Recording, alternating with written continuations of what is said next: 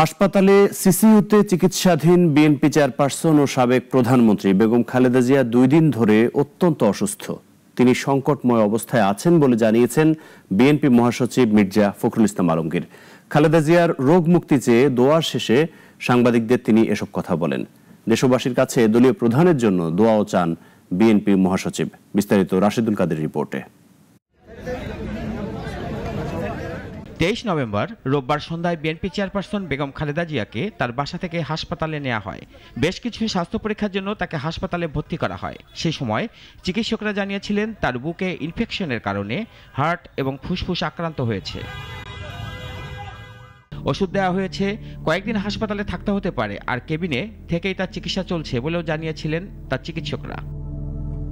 গতকাল অত্যন্ত অসুস্থ হয়ে পড়লে দুপুরে বিএনপি চেয়ারপারসনকে কেবিন থেকে সিসিইউতে নেওয়া হয়।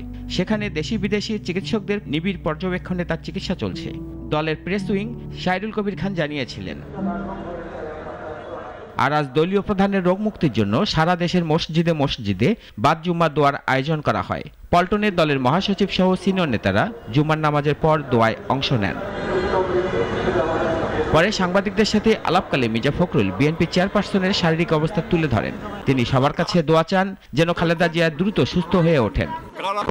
রাতেই ডাক্তাররা বলেছেন যে তার অবস্থা, শারীরিক অবস্থা অত্যন্ত সংকটময়। আল্লাহ যেন তাকে সম্পূর্ণ সুস্থ করে দেন, সুস্থ অবস্থায় আবার জনগণের মাঝে ফিরে এসে তাকে দেশের মানুষের কাজ করার সুযোগ তৈরি করে দেন।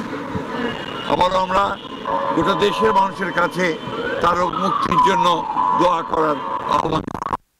চলতি বছরের জানুয়ারিতে খালেদা জিয়া উন্নত চিকিৎসার জন্য লন্ডনে যান। সেখানে 117 দিন অবস্থান করেন। চিকিৎসা শেষে গত 6 মে তিনি দেশে ফেরেন। 80 বছর বয়সী Begum Zia arthritis, diabetes, kidney, ফুসফুস ও চোখের সমস্যা সহ নানা জটিল রোগে ভুগছেন। আর কিছুদিন পর পর নানা জটিলতায় তাকে হাসপাতালে ভর্তি হতে হচ্ছে।